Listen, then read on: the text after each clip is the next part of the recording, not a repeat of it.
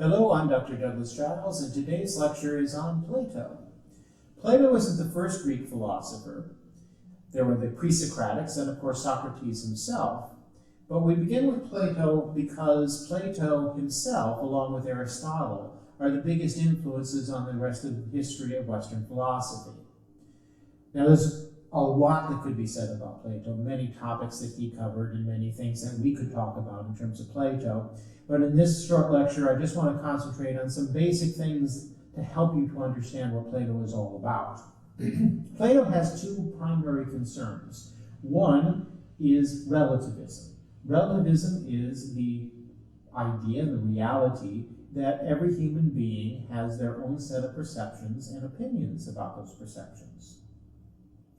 I perceive things differently than you do, than those people do. And so since everyone has a different opinion, how do we come to know truth? The second problem that Plato has is with sense experience, and this is deeply related to the problem of relativity. Senses, our eyes, our ears, etc., are things that can be easily fooled, can be easily tricked, and of course are very dependent upon our very particular sets of situations.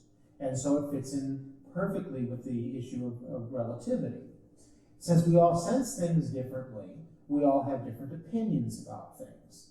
And if we're trying to understand what truth is, which of course is Plato's predominant concern, we can't really rely on sense experience. So how does that actually work? Well, there's always something behind appearances. What we see in the world, like this whiteboard here, these letters here, those are just the surface, Plato thinks.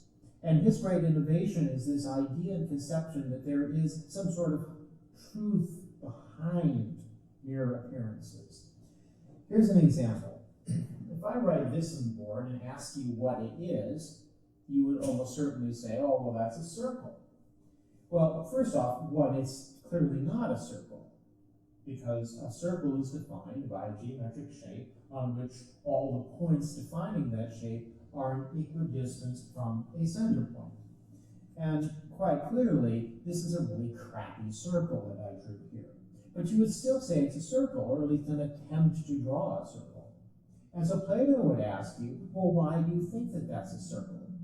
What definition do you have for that? And so you would say, well, a circle is, as Dr. Giles just said, it's this geometric shape defined by every point on a line is an equidistant point from a center point.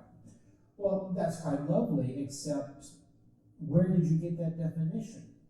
Where do we as a human race get that definition? That's the definition of a perfect circle, and Plato would say we've never seen a perfect circle. And that's really true, because even if you look at a printed circle on a book or a piece of paper, and it looks like a circle, and you say, oh yeah, that's a perfect circle. The reality is that if you look at it under a microscope, you'd see that that circle is a series of dots printed on a sheet of paper. And those dots themselves, you can see through the microscope, are just scattered, and they're not all equidistant from the center point.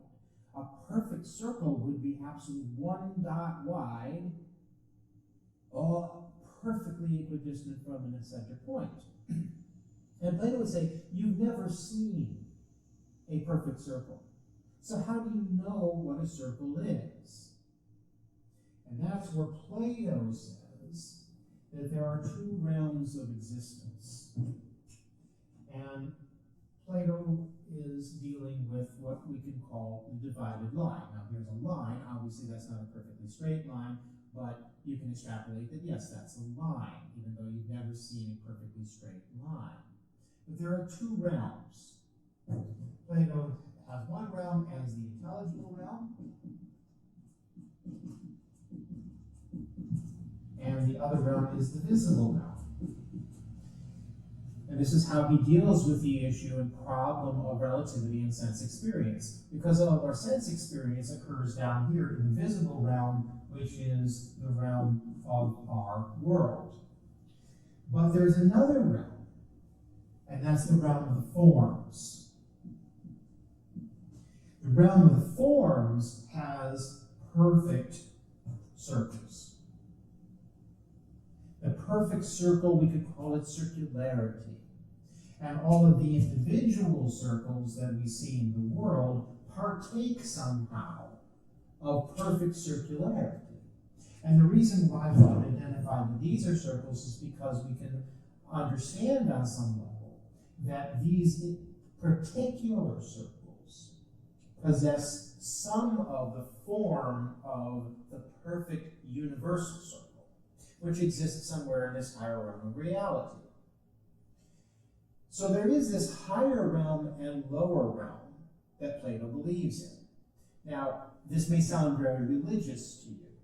Don't go there, because this is not what Plato is about. Quite obviously, as you will see if you study later medieval philosophers, that religious people obviously really like this idea because they can use this. And that's part of why Plato's influence has been so strong. And even today, non-religious people are still very influenced by this conception of higher realm, lower realm, greater perfection versus particular imperfections.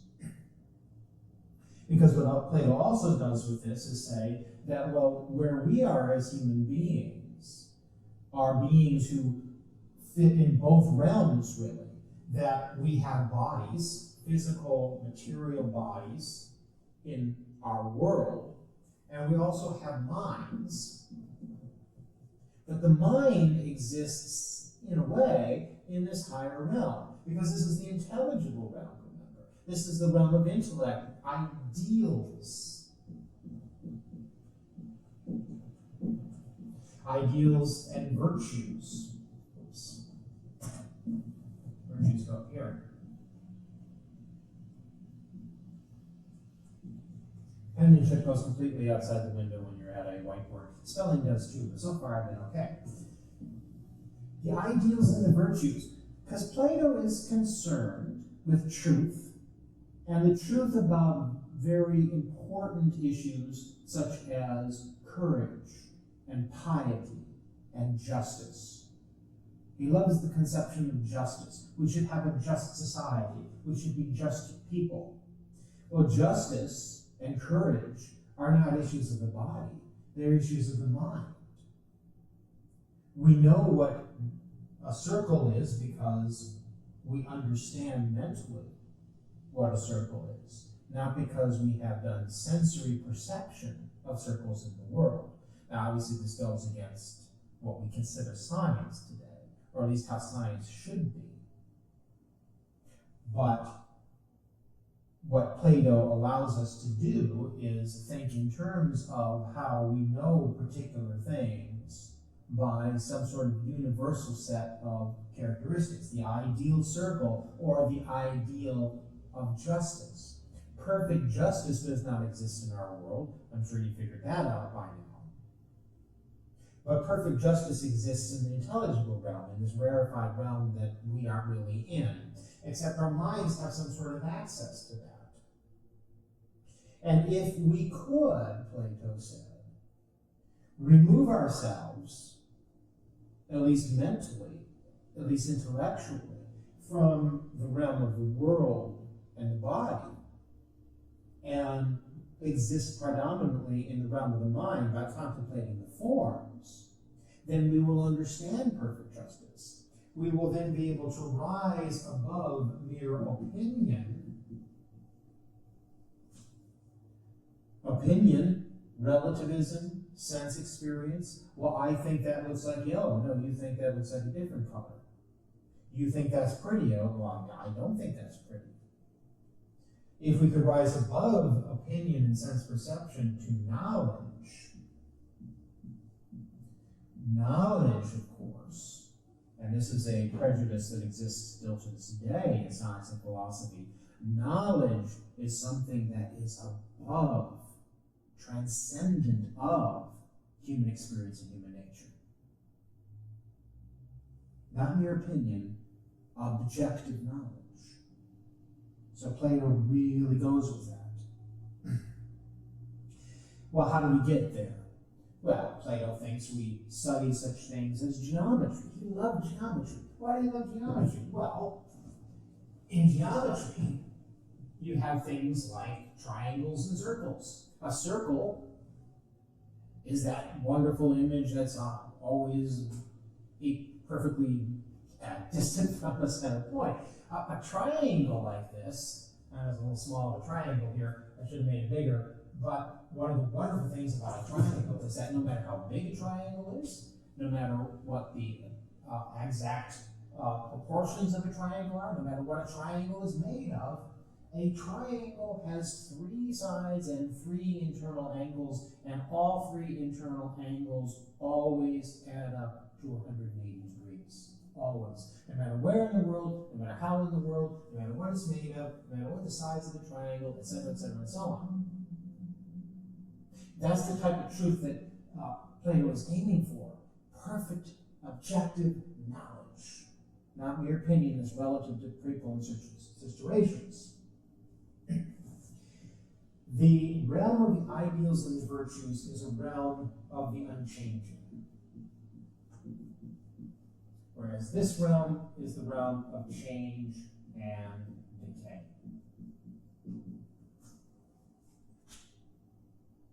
Things are born, things mature, things die in the world. Not in the ideal realm. Perfect justice is always perfect justice. Perfect triangles, perfect circles are always perfect. They don't change. Now, this creates an enormous problem for Plato in that if his theory says that everything down here, in terms of circles and justice and people and trees and so on, have their particular forms because they are partaking of the perfect forms, the ideal forms, how does that work? How can the ideal forms really have parts of them down here? Wouldn't that ruin and change them? Well, that he never really does explain that. Aristotle has a field day with Plato on that, which is why Aristotle really disagreed with Plato, among other reasons. But nevertheless, what we have here with Plato is a kind of a system which he thinks can apply to our lives in order to be better human beings. Because he's concerned with that too. How do we build a just society? How do we be just human beings? Well, obviously, as I've hinted at before, we concentrate on the mind and ignore the things of the body. Now, we cannot be unchanging ourselves in our bodies, because our bodies are subject to change and decay, but our minds don't have to be. If our minds can fully enter into this realm, the unchanging, intelligible realm, then we will not have knowledge. We will be kind of pure minds in a way. And so for us, as human beings, the idea is to recognize that we have a body, and the body has appetites. We get cold, we get too hot, we have hunger, we have thirst, we have other needs. But we can learn to deal with those because, of course, we also have reason. Reason is of the realm of the ideals. The appetites are of the realm of the body. So the more we can incline ourselves toward that realm, the better off we are. Society, because society is made of human beings, society then should be built along the same lines. So there are going to be people who are at the lower realm of things, which he calls the producers. They are, well, let's be honest, they're inferior beings. They're not rational human beings because they are menial laborers. They're farmers, they're blacksmiths, they're potters, they're carpenters. They work with their hands. But they produce the things that people need because even philosophers need food, need shelter. So the producers down here, they're necessary for the functioning of society. But they need help because they're people of the body. They're people who have appetites. They're probably people who are only capable of reason to a certain degree. And they need philosophers. They need guardians. The guardians are split into two parts here. There are the guardians who are the auxiliaries, who are the soldiers.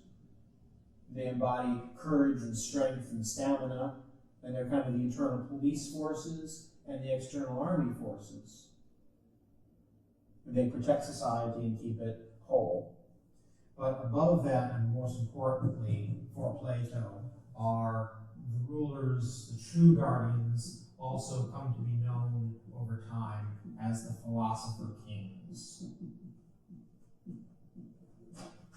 Now, yeah, Plato puts the philosophers up here in the superior intelligible realm.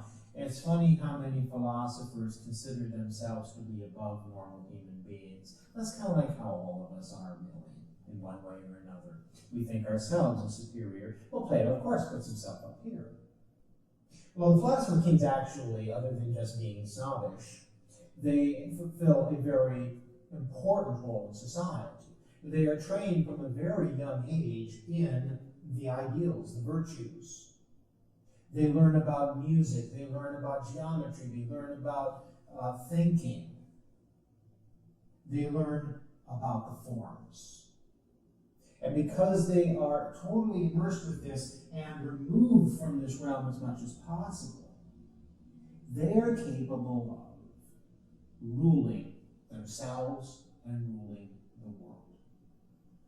In Plato's Republic, he goes at great length, as Socrates, who's always Plato's prop in explaining these things. He has Socrates explain how this world works, this perfect society, where everyone knows their role and everyone plays their part, and there's harmony because the passions and the bodies and the relativity of sense perceptions are ruled by superior minds and reason.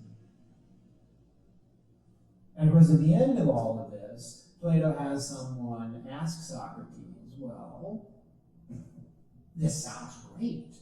Is it really possible? Could we really build such a society?